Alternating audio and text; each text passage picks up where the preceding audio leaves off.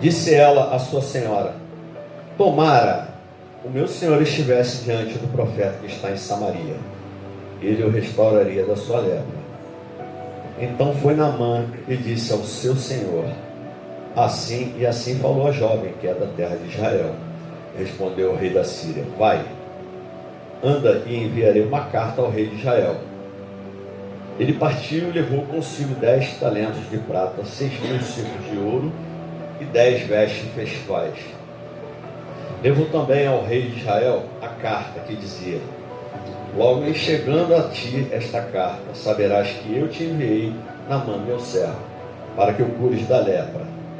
Tendo lido o rei de Israel a carta, rasgou as suas vestes e disse: acaso sou eu Deus com poder de tirar a vida ou dá-la, para que este envie a mim um homem para eu curá-lo diante de sua lepra? Notai, pois, e vede que procura um pretexto para romper comigo. Ouvindo, porém, Eliseu, homem de Deus, que o rei de Israel rasgara as suas vestes, mandou dizer ao rei: por que rasgaste as suas vestes? Deixa ouvir a mim, e saberá que há profeta em Israel. Veio, pois, Naamã com os seus cavalos e os seus carros, e parou à porta da casa de Eliseu. Então Eliseu lhe mandou um mensageiro dizendo: vai, lava-te 7 vezes no Jordão, e a tua carne será restaurada, e ficarás limpo. Naamã, porém, muito se indignou, e se foi dizendo: pensava eu que ele sairia ter comigo. Por-se-ia de pé, invocaria o nome do Senhor, seu Deus, moveria a mão sobre o lugar da lepra e restauraria o leproso. Não são, porventura, Abana e Farfarrido de Damasco melhores do que todas as águas de Israel? Não poderia eu lavar-me neles e ficar limpo? E voltou-se e foi com indignação. Então se chegaram a ele os seus oficiais. Eles disseram: meu pai, se te houvesse dito, profeta, alguma coisa difícil, acaso não farias? Quanto mais já que apenas te disse: lava-te e ficarás limpo. Então desceu e mergulhou no Jordão 7 vezes, consoante a palavra do homem de Deus, e sua carne se tornou como a carne de uma criança, e ficou limpo. Voltou ao homem de Deus, ele e toda a sua comitiva. Veio, pôs-se diante dele e disse: eis que agora reconheço que em toda a terra não há Deus senão em Israel. Só até aí, meus irmãos.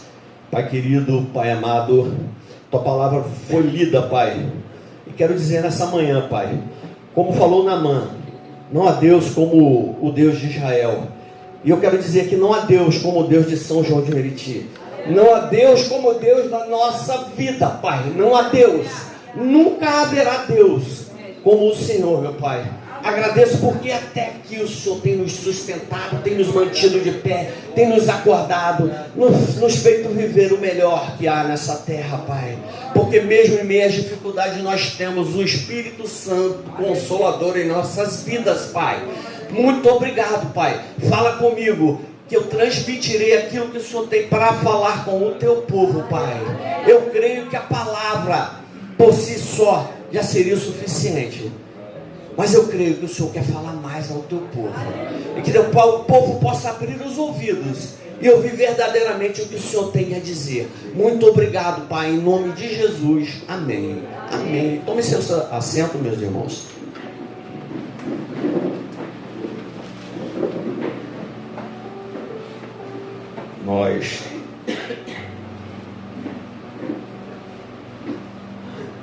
Nós lemos aqui a respeito de um comandante, né? O comandante de todo o exército do rei da Síria, o rei Ben-Hadad II. E nós vemos que ele era um homem de muito conceito, um homem de muito valor diante do seu rei. E Naamã era considerado herói em meio à sua nação, porque era um homem de batalha, um homem que vencia batalhas. Só que nem tudo ia bem na vida de Naamã. Apesar de todo o conceito que o rei tinha para com ele, todo o valor que o rei tinha para com ele, todo o valor que o povo dava para Naamã, considerava um herói, né? Naamã tinha lepra. Naamã era um homem doente.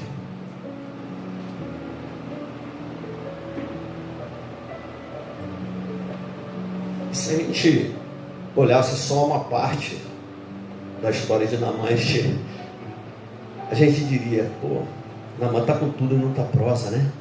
Pô, que legal, né? E na nossa vida é assim. Muitas vezes as pessoas olham para a nossa casca, olham para a nossa aparência física, olham para o nosso exterior, olham para aquilo que nós temos e acham que esse homem é abençoado. Esse homem tem tudo que eu queria. Só que a pessoa só está olhando o exterior. Ela não consegue enxergar o teu interior.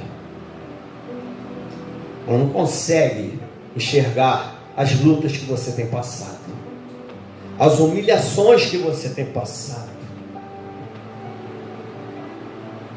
Elas não entendem que para você chegar até onde você chegou, você sofreu. E muitas vezes continua sofrendo.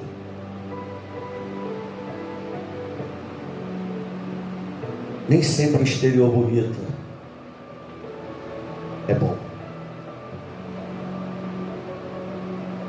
É perfeito.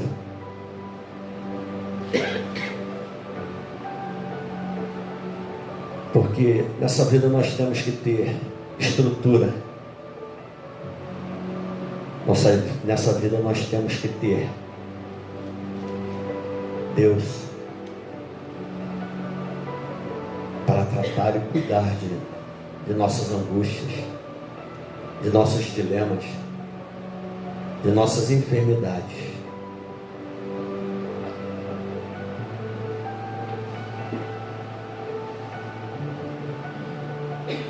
E saíram tropas da Síria, da terra de Israel.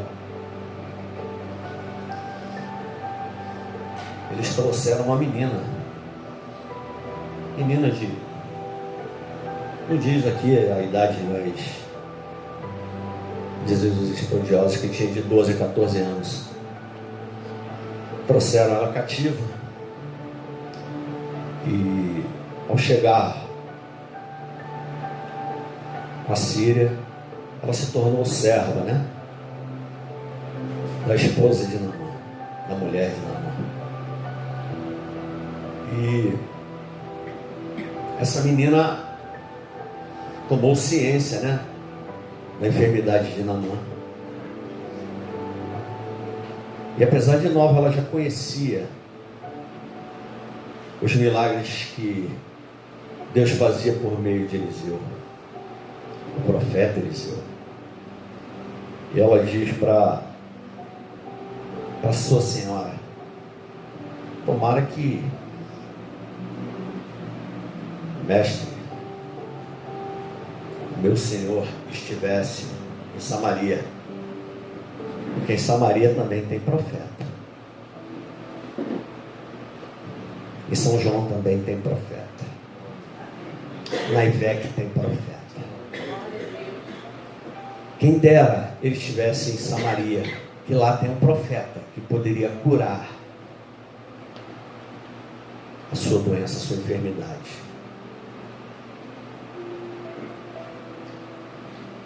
E Naamã, ouvindo isso, foi ao rei: meu rei, a menina disse isso e isso. O que lá tem um profeta que pode me curar. Pode curar essa lepra, essa enfermidade maldita. O Senhor me permite que eu vá lá? E o rei não só permitiu, como enviou uma carta ao rei de Israel, rei Jorão,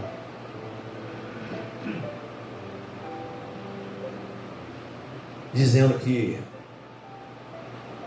o seu melhor soldado, seu comandante, estava indo lá para ser curado. Engraçado que mesmo o povo que não é de Deus conhece o poder de Deus. Está indo aí para ser curado.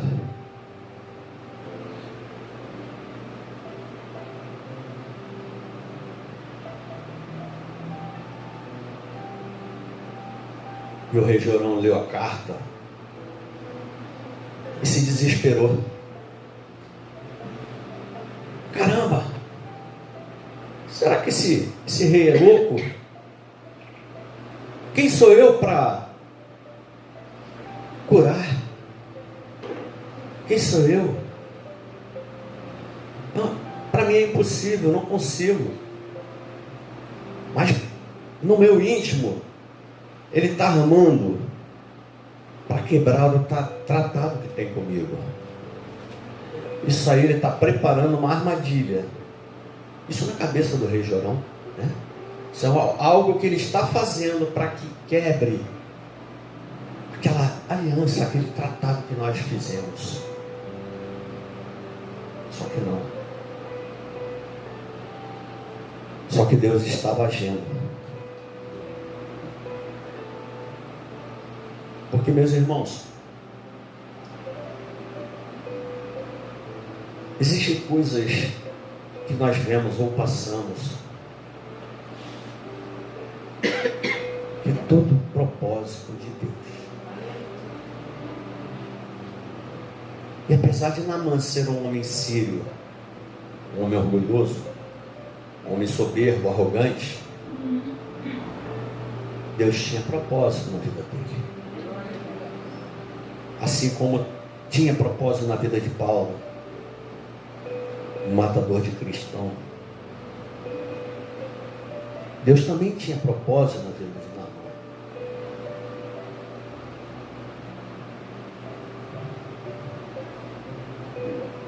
E depois desse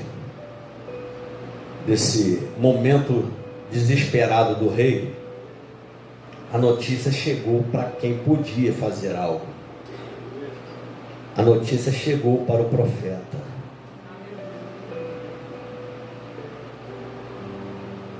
E o profeta ouviu a notícia e falou assim: por que rasgaste suas vestes?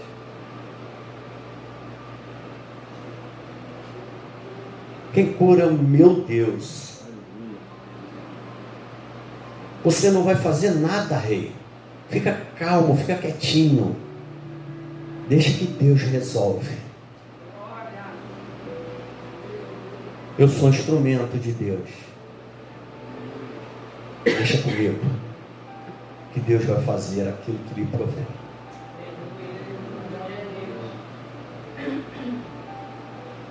E Naamã chegou à porta da casa do profeta.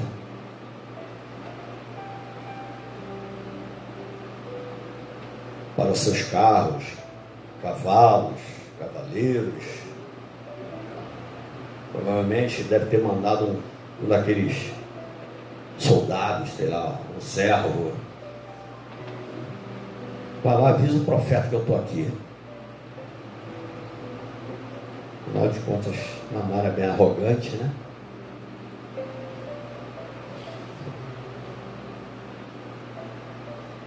Só que o profeta continuou fazendo o que estava fazendo. E falou para o seu moço: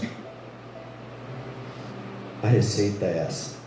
vai lá e entrega a receita para ele. Ele que compra a receita que ele vai ser curado. Porque Deus faz. Mas ele não se ajoelha para ninguém.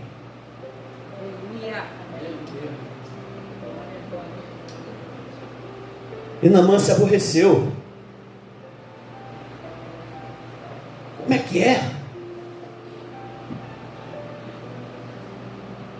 Esse profetazinho não vem me receber? Né? Conjecturando, né? O cara soberbo, arrogante, né? Esse profetazinho não vem me receber? Eu sou o comandante do exército, eu sou um homem importante. Aqui devia ter pelo menos um tapete vermelho, fogos, né? Porque eu cheguei. Ele acreditava que no reino de Deus as glórias humanas poderiam colocá-lo em posição especial, meus irmãos. Ele pensava que as bênçãos de Deus poderiam ser compradas com dinheiro. Só que não. As bênçãos de Deus, a misericórdia de Deus, a graça de Deus, nós conquistamos de joelho no chão. Aleluia! Glória a Deus!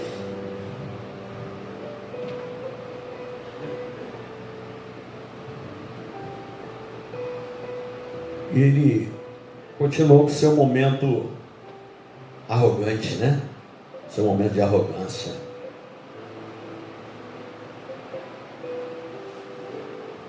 Porventura, Abana e Farfar, rio de Damasco, melhores do que todas as águas de Israel, não poderia eu lavar-me neles e ficar limpo? E voltou-se e foi com indignação.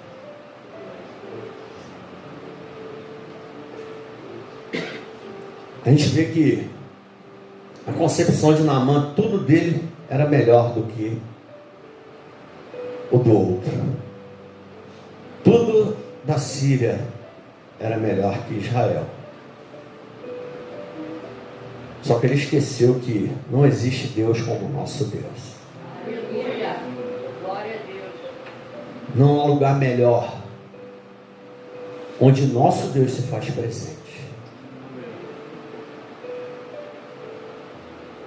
Então seus oficiais, seus servos se chegaram a ele: poxa, comandante, chefe,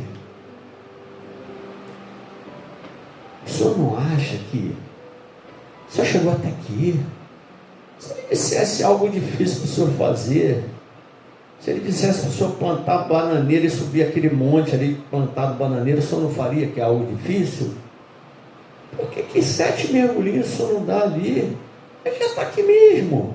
Qual o problema do senhor fazer o que está escrito na receita aí, ó? A receita de Jesus está aí. É só ler e cumprir o que está escrito. Jesus tem falado diuturnamente para cada um de nós. O Espírito Santo tem soprado em nossos ouvidos a todo dia o que é certo e o que é errado, mas a gente continua errando. A gente continua doente porque nós não temos cumprido o que está escrito na receita, que é a palavra de Deus. Está aqui, é o nosso GPS espiritual, é o nosso receituário diário. Aqui nós vamos encontrar cura para todas as enfermidades, para todos os males. Mas como o pastor muitas vezes fala, a gente chega em casa, pega, fecha a Bíblia, ou abre lá no Salmo 91, coloca na estante e ela fica lá, enchendo de poeira. Os dias são corrida, diácono, não dá tempo. Nós temos 24 horas por dia. Será que não podemos tirar 30 minutos para ler um capítulo da palavra de Deus?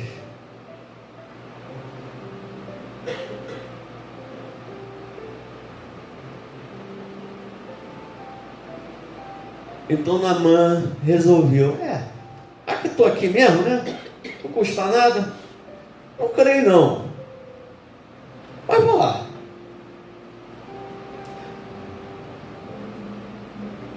Muitas vezes a gente só alcança a bênção de Deus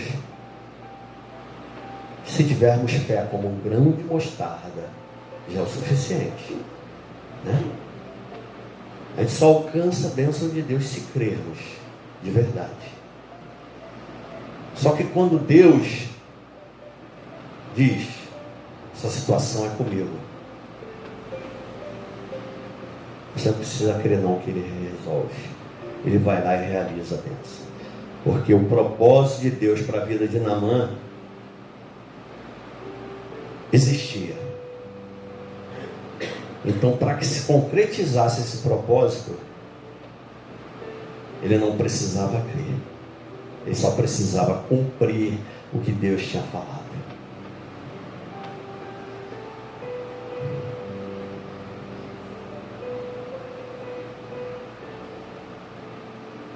Sua carne se tornou como carne de uma criança e ficou limpa. Deus é tremendo. Eu não vejo uma obra de Deus ser mal feita. Deus, quando faz, é sempre melhor. Ele não curou somente da lepra. A pele dele se tornou como de uma criança. Imagino eu que ele tinha marcas de guerra. Imagino eu que foi curado também e sumiu aquelas marcas de guerra. Porque quando Deus age assim, Ele faz a bênção por completo. Aleluia. Glória a Deus.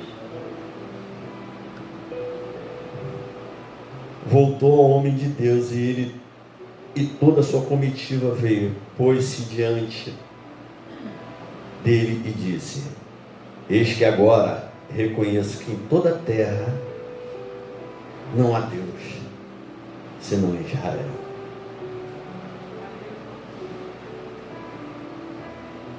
É lindo ver Deus agindo e a pessoa se convertendo, entendendo que Deus pode todas as coisas, entendendo que o milagre foi Deus quem fez, entendendo que não há outro Deus senão o Deus de Israel, o Deus da Ivec. Não há outro Deus.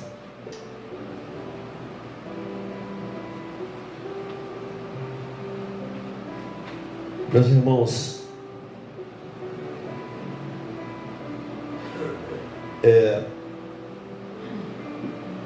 essa história de Naamã é interessante,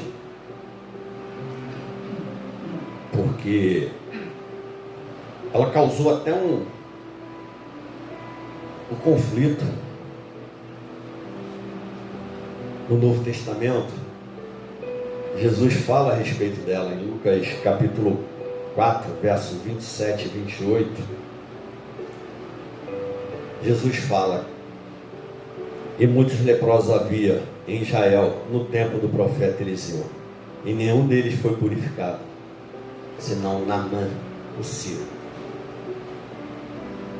E todos na sinagoga, ouvindo essas coisas, se encheram de ira. O que eu aprendo com isso? O propósito que Deus tem na tua vida é na tua vida. Ele não vai distribuir o teu propósito, ou melhor, o propósito dele na tua vida com outro. A bênção que é tua, ela não vai passar para outro. E Deus não age por agir. Tudo que Deus faz tem um porquê, tem um propósito. Se o propósito dele foi trazer cura à minha vida, ele vai me curar. Mas se o propósito dele for que a minha enfermidade sirva de exemplo para outros, eu vou passar por essa enfermidade. Então, meus irmãos, se a cura ainda não chegou na sua vida, creia que tudo é no tempo de Deus. Tudo tem a ver com o propósito dele. Tudo tem a ver com a vontade dele. Tudo tem a ver com o que ele tem preparado para mim e para vocês.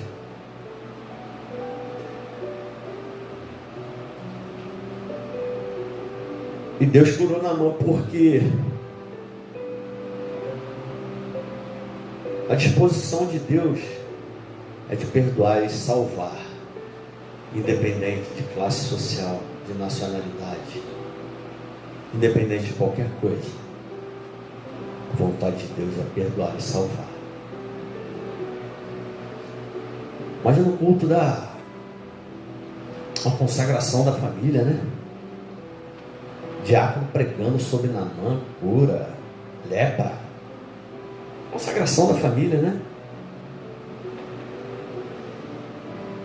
Mas eu queria fazer uma pergunta. Qual tem sido a lepra da nossa vida? Qual tem sido o câncer da nossa vida? Qual tem sido a enfermidade que tem tirado-nos da presença de Deus, de fazer a vontade de Deus? Sim, porque cuidar da família é vontade de Deus. E nós vamos ser cobrados, porque é a família que Deus nos deu, o cônjuge que Deus nos deu, filhos que Deus nos deu, tudo Deus nos deu para cuidar. O que tem afetado o nosso tratamento com nossos filhos, com nossas esposas ou maridos, o que tem atrapalhado a nossa relação, o nosso relacionamento com nossa família.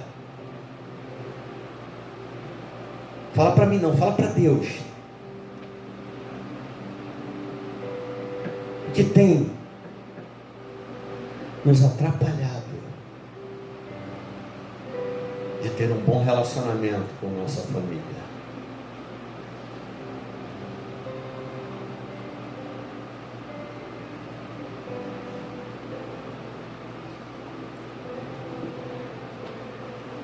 Segundo mandamento de Deus: amarás o teu próximo como a ti mesmo.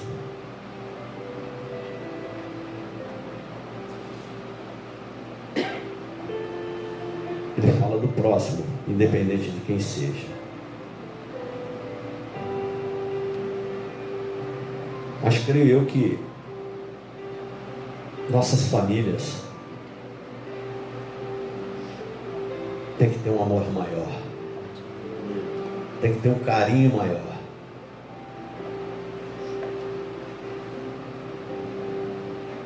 Chega, né? Chega de arrogância, chega de petulância, chega de soberba, chega de ignorância, chega de maus tratos.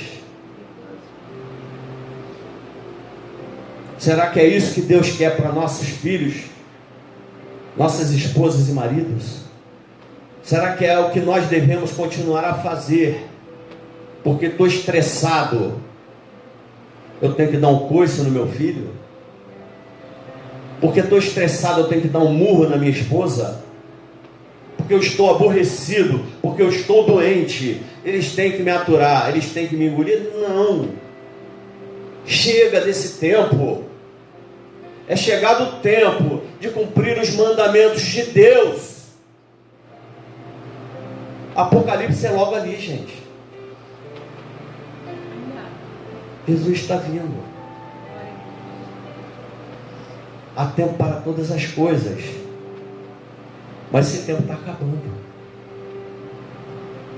Buscar o Senhor enquanto se pode encontrar, enquanto se pode achar, porque Ele virá no piscar de olhos. Pode ser que nós não tenhamos mais tempo de pedir perdão e de nos render a Ele.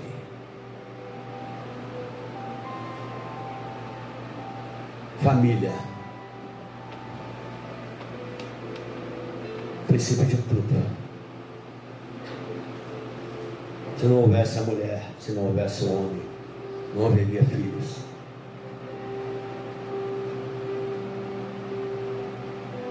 Mas não adianta tão somente fazer parte do que Deus determinou.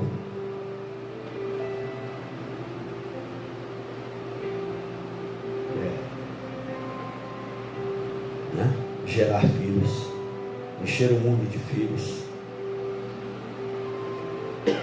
Se muitas vezes nós os tratamos pior do que um animal, do que um cachorro. E na verdade nem cachorro deve ser maltratado. Nenhum animal deve ser tratado mal, deve ser tratado com carinho, com respeito. Se nós temos que tratar um animal assim, imagine o ser humano, imagine um filho.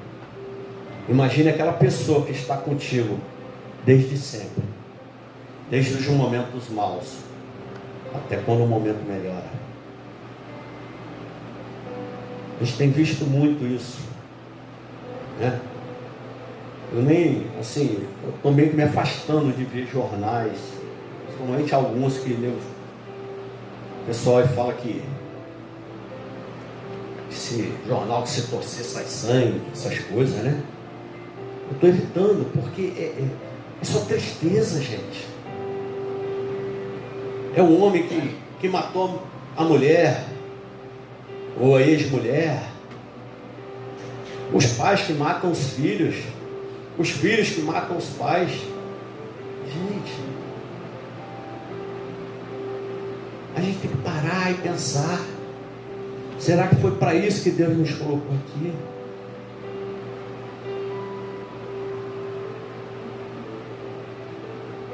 No mundo tereis aflições. Fato. Mas não está escrito nada de quando tiver aflição, larga o braço no teu filho ou na tua esposa. Dá chumbinho para o teu marido. Não tem nada escrito a esse respeito não, gente. Ama o teu próximo como a ti mesmo. É claro que você tem que se amar para poder amar ao próximo. Porque é para amar ao próximo como você se ama. Mas se você não se ama, é claro que você não vai amar o próximo. Mas hoje é dia. E eu creio que todos vão sair daqui com uma nova perspectiva. Que todos vão sair daqui com novos pensamentos. Que todos vão sair daqui com uma nova visão. Não porque sou eu que estou falando, mas o Espírito Santo está falando em cada um de vocês.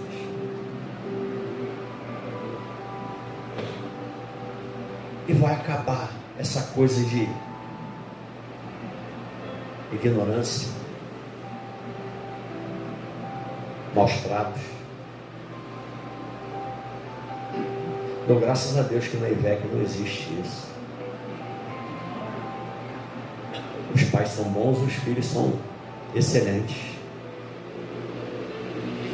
O marido, a esposa, show de bola. Brincadeiras à parte, meus irmãos, divergência a gente sabe que sempre vai haver. Nós somos duas pessoas diferentes, que vivemos em casas diferentes, culturas diferentes, modelos de família diferentes. Então nós vamos ter, a não ser que você se robotize, né? Mas nós vamos ter pensamento diferente, vamos discordar das coisas. Mas isso não quer dizer que ao discordar a gente tem que sair no braço, não, gente. Eu costumo dizer, falar muito, que existe direitos, mas existe deveres. Se você quer respeito, você tem que respeitar.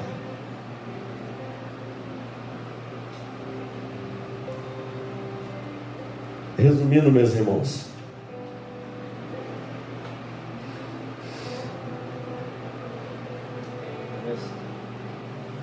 Deus é bom. Deus é bom. Deus é bom. E Deus quer agir na minha e na tua vida, meus irmãos. Quer agir na nossa família. Mas para que isso aconteça, nós temos que descer. Nós temos que nos prostrar. Nós temos que mergulhar nas águas do Espírito. E nós temos que mudar nosso jeito de ser.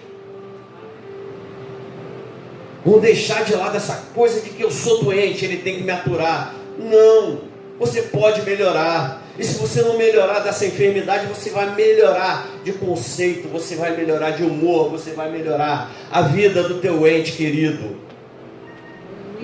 Chega de só murmurar, de só reclamar, de só infernizar a vida das outras pessoas.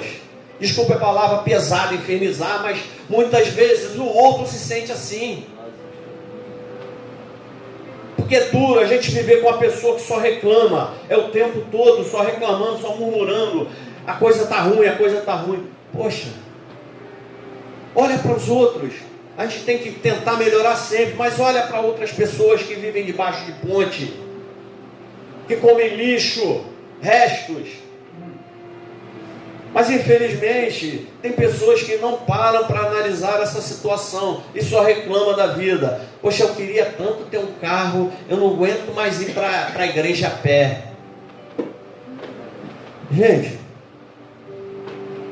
eu vou perguntar igual um certo pregador, tem habilitação? Não. Como é que tu pede a Deus um carro se você não tem habilitação? Ah, porque é difícil, é muito difícil. Sim, eu creio que é muito difícil. Mas, gente, vamos fazer o que dá para fazer no momento. E vamos pensar grande, chegar mais na frente, conquistar aquilo que nós sonhamos. Mas sempre como um acordo com o seu cônjuge. Sempre abençoando os seus filhos. Sempre louvando a Deus. E provavelmente, você agindo dessa forma, você não vai precisar pedir a Deus nem a cura que você tanto quer, porque Ele vai te dar sem você pedir. Deus é bom, meus irmãos. Deus é bom.